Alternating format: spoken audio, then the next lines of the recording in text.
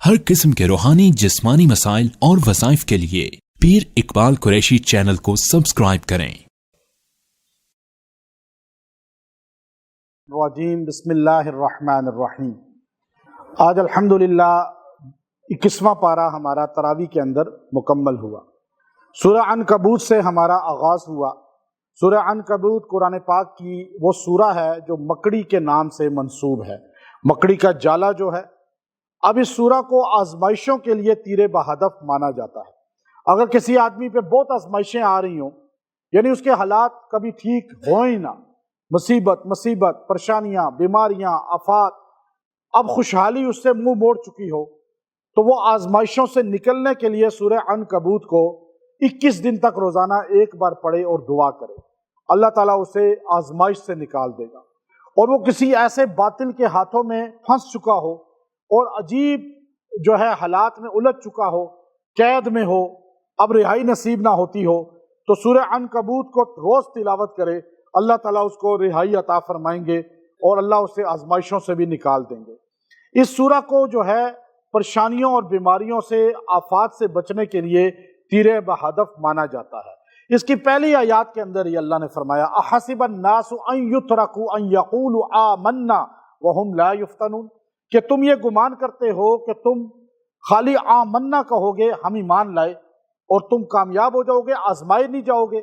آزمائش تم پر آئے گی، جیسے نبیوں پہ آئی، جیسے صحابہ پر، اہل بیت پر آئی۔ اب آل رسول کو آپ دیکھیے، کربلا میں حسین ذبح ہو گئے، پورا گھرانہ قتل ہو گیا۔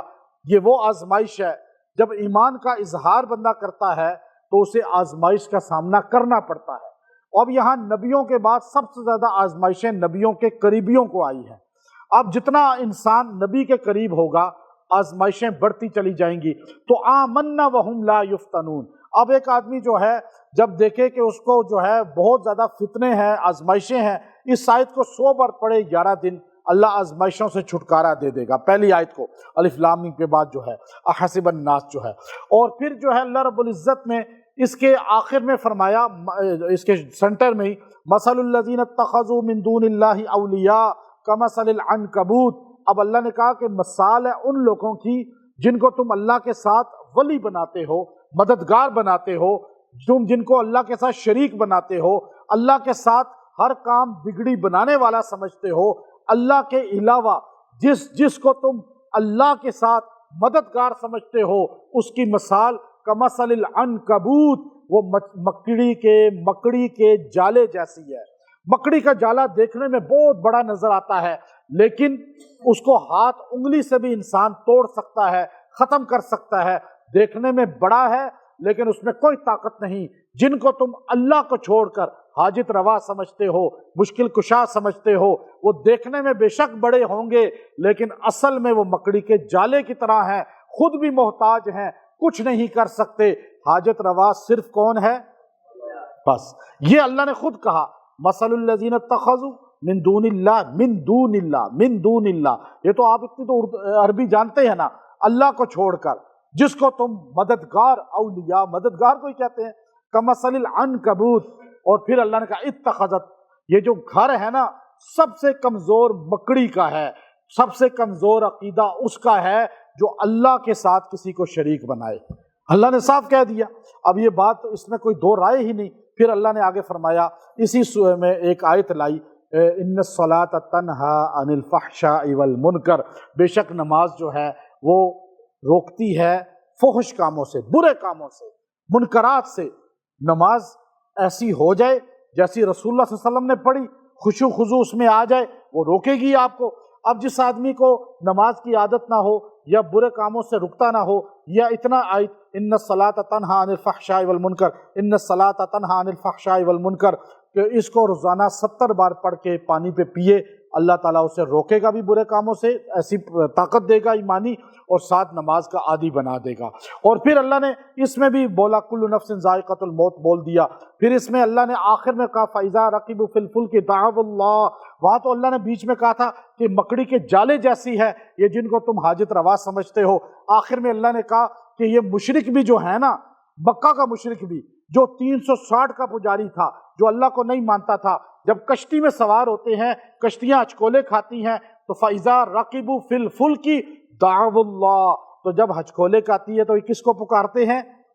اللہ کو۔ اب میں نے خود دیکھا، میں ایتھوپیا سے آ رہا تھا تو ہمارا جہاز لینڈنگ کرنا تھا دبئی میں، دبئی کے اس وقت سیلاب آیا، بہت پانی وہاں آیا تھا، وہ آپ نے چند عرصہ بھی پہلے، تو اس وقت بارش ہو رہی تھی اور ایسا طوفان تھا کہ ہم دبئی کے اوپر پہنچے تو سارے کالے افریقی اور وہ گانے سن رہے لگا، میرے ساتھ جو بیٹھے وہ بھی سارے نان مسلم تھے، لیکن جب اچکولے یوں کھایا، جہاز یوں ہو رہا تھا، اور میں خود بھی کہا بس اب ختم ہے، میرے خود بھی یہ سوچا، چلو ہم تو پڑھ رہے تھے، لیکن انہوں نے بھی ایک دم اپنے واک مین سارے اتارے، موبائل بند کیے اور گاڈ گاڈ ایسے پڑھنا شروع کر دیا جیسے وہ ابھی ایک صدر صاحب جو ہے نا سارے پادریوں کو اپنے ساتھ جمع کر کے دعا کرا رہے تھے، تو ایسے انہوں نے بھی ساروں نے، میں یوں جہاز کو دیکھا، سارے انگریز جتنے بھی افریقی تھے وہ اس وقت صرف اللہ ہی کو پکار رہے تھے، باقی سب کو چھوڑ دیا۔ تو جب بھی جہاز چھولے کھاتا ہے، زلزلہ آتا ہے، طوفان آتا ہے، جب کوئی بڑی مصیبت آتی ہے تو پوری دنیا کس کو پکارتی ہے؟ یہ اللہ نے قرآن میں کہہ دیا فَإِذَا رَقِبُوا فِي الْفُلْكِ دَعَوُا اللَّهَ مُخْلِصِينَ لَهُ الدِّينَ، تو پھر خشکی میں بھی اللہ کو پکارو، خوشحالی میں بھی اللہ کو پکارو۔ آخر میں کہہ دیا وَالَّذِينَ جَاهَدُوا فِينَا لَنَهْدِيَنَّهُمْ سُبُلَنَا۔ آج لوگ کہتے ہیں وہ ترقی کر گیا، وہ آگے بڑھ گیا، اس کے پاس پیسہ آ گیا، اس کا نام بڑا ہو گیا۔ آپ بھی کوشش کریں، اللہ آپ کا نام بھی بڑا کر دے گا، اللہ آپ کو بھی ترقی دے دے گا۔ کافر بھی محنت کرے گا تو اللہ اس کو ترقی دے گا، یہ آیت بتاتی ہے وَالَّذِينَ جَاهَدُوا فِينَا لَنَهْدِيَنَّهُمْ سُبُلَنَا، جو میرے رستے میں جد و جہد کرتا ہے میں اس کے لیے رستے کھول دیتا ہوں۔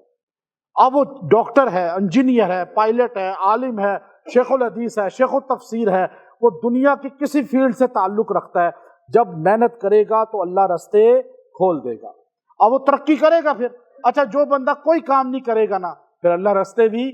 اب ہماری قوم کیا کرتی ہے؟ ہاتھ پہ ہاتھ ڈر کے یوں بیٹھی رہتی ہے، بس کوئی ہمارے منہ میں نوالا۔ پھر ہماری قوم زکوٰۃ لینے والی ہے، ہمارے لوگوں کا ذہن بنا دیا گیا آپ نے زکوٰۃ لینی ہے، آپ نے فنڈ لینا ہے، آپ نے مدد لینی ہے۔ ہمارا تو قرضوں سے ایسے بھری قوم ہے کہ ہمارا ملک تو قرضے پہ چل رہا ہے، تو اس لیے قوم جو ہے زکوٰۃ فطرانے پر ہی چل رہی ہے۔ جس دن ہمیں خود ہی آ گئی کہ نہیں ہم نے محنت کرنی ہے، اب آپ ریڑھی لگا لیں، آپ ایک ریڑھی۔ حضرت عمر بن عبدالعزیز رحمۃ اللہ علیہ نے فرمایا کہ قوم کو زکوٰۃ لینے والا نہ بناؤ بلکہ خود کفیل بناؤ۔ زکوٰۃ ایسے نہیں کہ 2001 کو دیا، 2001 کو دیا، یہی ہو رہا ہے نا آج کل۔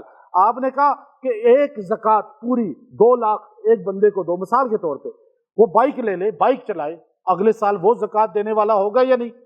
پھر وہ گاڑی لے لے گا، پھر وہ دوسری گاڑی لے لے گا، پھر وہ باطل یہی کر رہا ہے، وہ کیا کرتا ہے کہ اپنے لوگوں کو سٹرونگ کرنے کے لیے پیسہ ایک کو دیتا ہے۔ ہم کیا کرتے ہیں؟ 500 دیتے ہیں، 1000 دیتے ہیں، پھر وہ 2 دن کے بعد پھر ہاتھ پھیلاتا ہے، کیونکہ ہم چاہتے ہی نہیں کہ کوئی ترقی کرے۔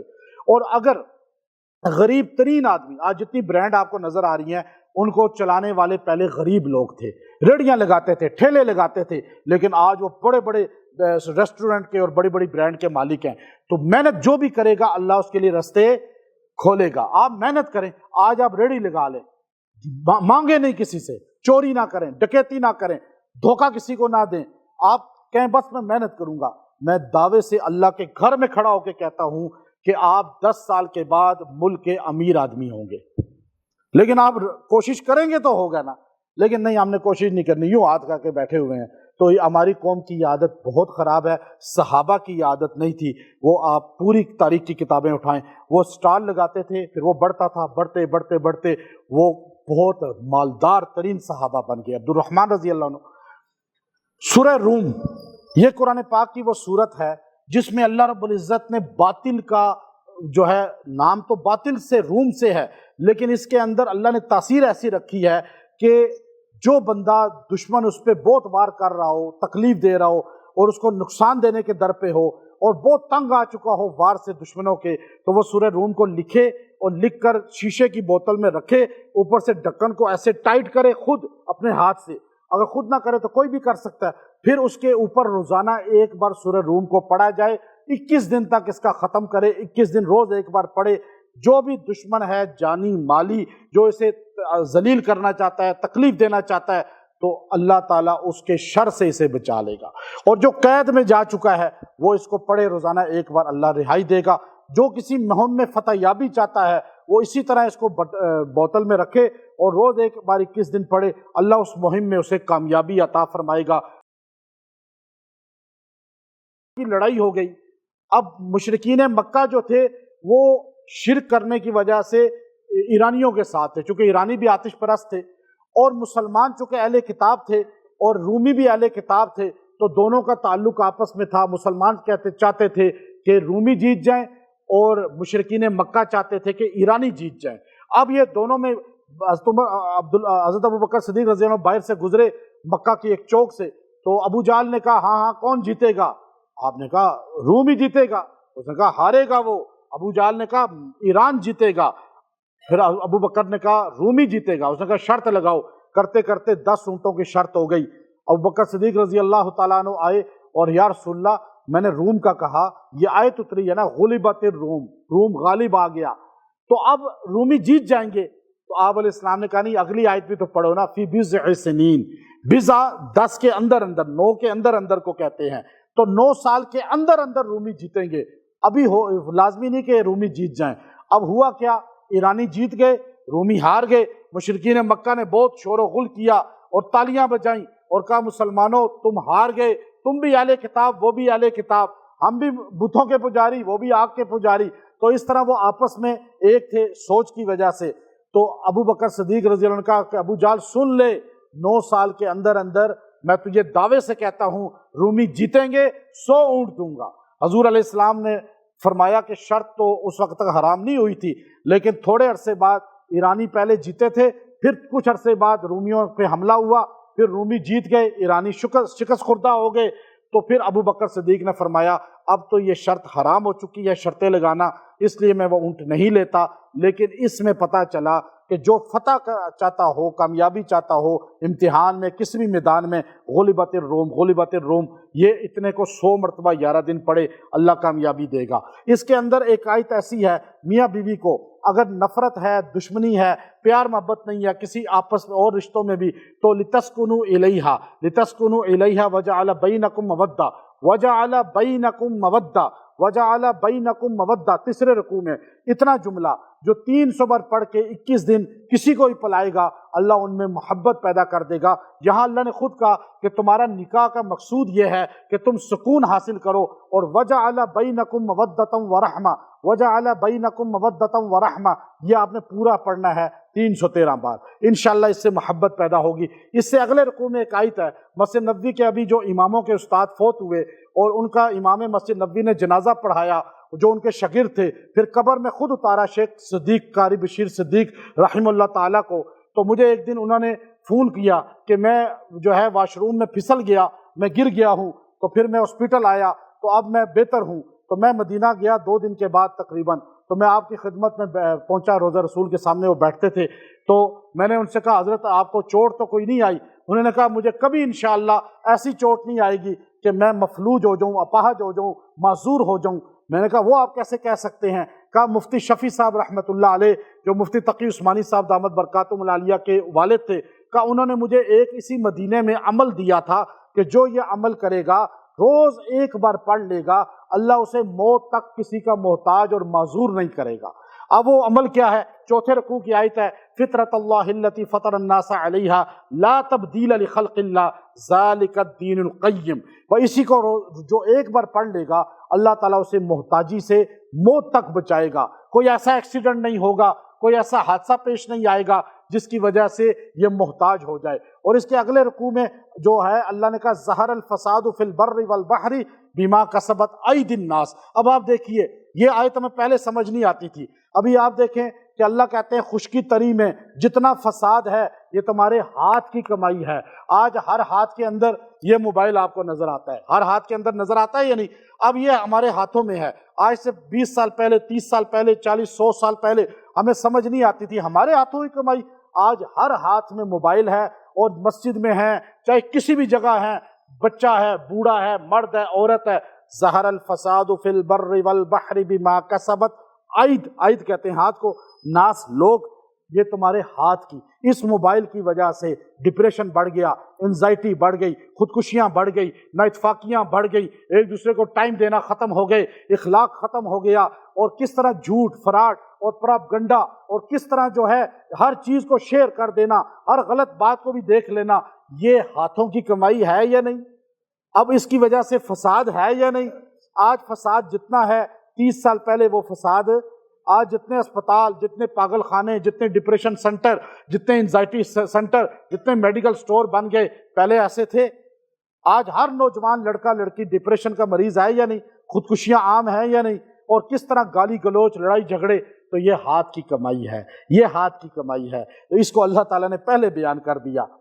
سورہ لقمان، یہ قرآن پاک کی وہ سورت ہے جو حضرت لقمان علیہ السلام کے نام سے منسوب ہے۔ اس سورت اگر گھر کے اندر بے ادبی، لڑائی جھگڑے اور نااتفاقی ہو، سورہ لقمان کو پڑھ کے پانی پہ چند دن اپنے گھر والوں کو پلائیں، گھر سے لڑائی جھگڑے، فسق و فجور ختم ہو جائے گا۔ اگر آپ چاہتے ہیں کہ بچے اطاعت گزار رہیں، فرما بردار رہیں، دیندار نمازی رہیں، ان کو مہینے میں ایک بار سورہ لقمان پانی پہ دم کر کے پلا دیا کریں۔ سورہ لقمان کا دوسرا رکوع ہر گھر میں بچوں کو ازبر یاد کرانا چاہیے، ماں باپ کو بھی۔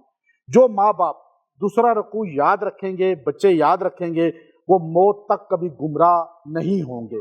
اللہ نے اس کے دوسرے رکوع میں شروع میں وَلَقَدْ آتَيْنَا لُقْمَانَ الْحِكْمَةَ أَنِ اشْكُرْ لِلَّهِ، حضرت لقمان نے اپنے بیٹے کو بلایا، کچھ نصیحتیں کی، وہ اللہ کو اتنی پسند آئی، قرآن کی زینت بنا دیا۔ آپ نے کہا میرے بیٹے سب سے پہلے نصیحت یہ ہے شکر اللہ کا ادا کرنا۔ اب آپ بتائیں آج کوئی ماں باپ سکھاتے ہیں کہ اللہ کا شکر ادا کرنا؟ آج کل تو سکھایا جاتا ہے تھینک یو بولو، کس کو؟ مخلوق کو۔ اللہ کا پتہ ہی نہیں، نماز، روزہ، قرآن۔ اب یہ انشکر للہ، پھر اس کے بعد وَإِذْ قَالَ لُقْمَانُ لِابْنِهِ وَهُوَ يَعِظُهُ يَا بُنَيَّ لَا تُشْرِكْ بِاللَّهِ إِنَّ الشِّرْكَ لَظُلْمٌ عَظِيمٌ، میرے بیٹے میں نصیحت کرتا ہوں، وَهُوَ يَعِظُهُ، نصیحت کرتا ہوں، شرک نہ کرنا۔ اللہ کے نزدیک شرک سب سے بڑا گناہ ہے۔ آج کون ماں باپ یہ سکھاتے ہیں اپنے بچے کو؟ آپ پہلے بچے کو کلمہ سکھائیں، بچے کو یہ باتیں بتائیں، پھر اس کے وَوَصَّيْنَا الْإِنسَانَ بِوَالِدَيْهِ، پھر والدین کا حق بتایا۔ دیکھو تمہاری ماں نے تمہیں کیسے پیٹ میں رکھا، میں نے کیسے کمایا، یہ ساری باتیں کی۔ پھر اس کے بعد یا بنیا، اے میرے بیٹے، دیکھو آپ نے کوئی بھی نیک کام کرنا ہے تو سوچنا ہے کہ اللہ تعالیٰ اسے دیکھ رہا ہے، چاہے چھپ کے بھی کرو گے اللہ دیکھے گا۔ یا بنیا اقم الصلاۃ، بیٹے نماز کی پابندی کرنی ہے۔ پھر آگے ولا تصعر خدک للناس، لوگوں سے یوں باتیں بد کلامی سے نہیں کرنی اور اکڑ کے زمین پہ نہیں چلنا۔ وقصد فی مشیک، درمیانی چال سے خرچہ کرنا ہے۔ اور ان انکر الاصوات لصوت الحمیر، چیخ چیخ کے بولنا گدھے کی طرح اللہ کو پسند نہیں ہے۔ اب یہ ساری باتیں اخلاقیات کی بچوں کو سکھانی ہوتی ہیں یا نہیں؟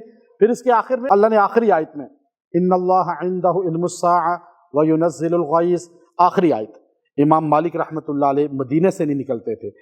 ابھی قاری عبداللہ صاحب مدینے کے 60 سال مسجد نبوی کے استاد رہے اور مدینہ سے نکلتا ہی نہیں تھے، صرف حج ایک کیا، پاکستان کبھی نہیں واپس آئے۔ 1975 میں گئے تھے یا 74 میں یہاں سے۔ میں جب بھی بیٹھتا آپ کے پاس، وہ کہتے بھائی پاکستان آ کے کیا کروں گا، میں مدینے سے امریکہ بھی جانے کو تیار نہیں ہوں کہ مدینے کی موت چاہتا ہوں۔ اور ابھی مدینے میں فوت ہوئے ہیں، ابھی بقی میں قبر بنی ہے ان کی، ابھی چند ہفتے، ایک ہفتہ ہوا ہے تقریباً۔ تو امام مالک بھی جیسی داخل ہوں بقی میں الٹے آتے پہلی قبر ہے، مدینے سے نکلتے نہیں تھے، ایک حج کیا بس، کہا میں مروں گا تو مدینے میں۔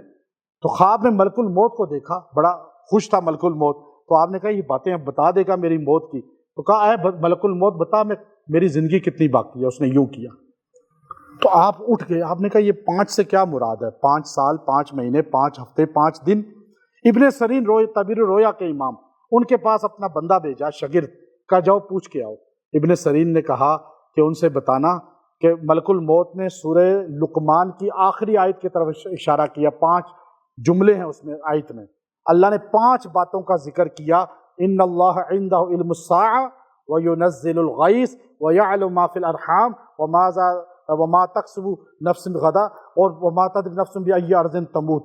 اب کہا ان 5 چیزوں کا علم اللہ کے علاوہ کسی کو نہیں، کہ قیامت کب آئے گی، بارش کب برسے گی، ماں کے پیٹ میں لڑکا ہے یا لڑکی ہے، 4 ماہ کے بعد بتا دینا اور بات ہے، اور پھر موت کہاں انسان کو آئے گی۔ اب یہ 5 چیزیں اللہ کے علاوہ کوئی نہیں جانتا۔ اور سورہ سجدہ جو ہے یہ قرآن پاک کی وہ سورت ہے کہ جو نبی صلی اللہ علیہ وسلم کو بہت پسند تھی۔ آپ علیہ السلام رات کو سونے سے پہلے اس کو پڑھا کرتے تھے، اور جو آدمی سونے سے پہلے سورہ سجدہ اور ملک پڑھ لے گا اللہ اسے قبر کے عذاب سے بچا لے گا۔ کوئی بھی آپ کو حاجت ہے، آپ مغرب اور عشاء کے درمیان سورہ سجدہ پڑھیں، دعا کریں، اللہ آپ کی ہر حاجت کو پورا کرے گا۔ ہمارے نبی اس سورت سے اتنا پیار کرتے تھے کہ آپ فجر کی نماز میں جمعہ کے دن پہلی رکعت میں سورہ سجدہ اور دوسری میں سورہ دہر کی تلاوت کیا کرتے تھے۔ یہ آپ کا پوری زندگی عمل رہا، اور یہی اہل اللہ کا عمل ہے۔ سورہ سجدہ جو ہے اس کے اندر اللہ رب العزت نے پہلے رکوع کے اندر اللہ نے فرمایا کہ یہ دیکھیے کہ ملک الموت الذی وکلا، یہ وکلا ملک الموت کو موکل کی بنایا گیا کہ وہ روح قبض کرتا ہے۔ جب روح قبض کرنے رکھتا ہے تو جیسی بھی زندگی انسان گزارتا ہے، ایک دم جب ملک الموت کو دیکھتا ہے تو پھر منہ سے کہنا چاہتا ہے ربنا ابصرنا وسمعنا فرجعنا نعمل صالحا انا موقنون۔ یہ کہنا چاہتا ہے اللہ مجھے ایک موقع دے دے دوبارہ زندگی کا، میں تیری بات کو مان کے اب چلوں گا۔ لیکن اس وقت کلمہ پڑھ لینا، جب روح یہاں پہنچتی ہے کلمہ پڑھ لینا بھی اللہ کے ہاں قبول نہیں ہے۔ اس لیے جو ہے اس میں اللہ نے وہ دعا بتا دی ہے کہ جو مرتے وقت یا جہنم والے کہیں گے ہمیں اللہ تعالیٰ ان سے بچائے، اس میں سجدہ تلاوت ہے۔ اس سجدہ تلاوت کو کر کے جو دعا بھی کی جائے اللہ اسے قبول فرماتے ہیں، اور اس کی برکت سے اللہ تعالیٰ پریشانیاں دور فرما دیتے ہیں۔ وآخر دعوانا ان الحمد للہ رب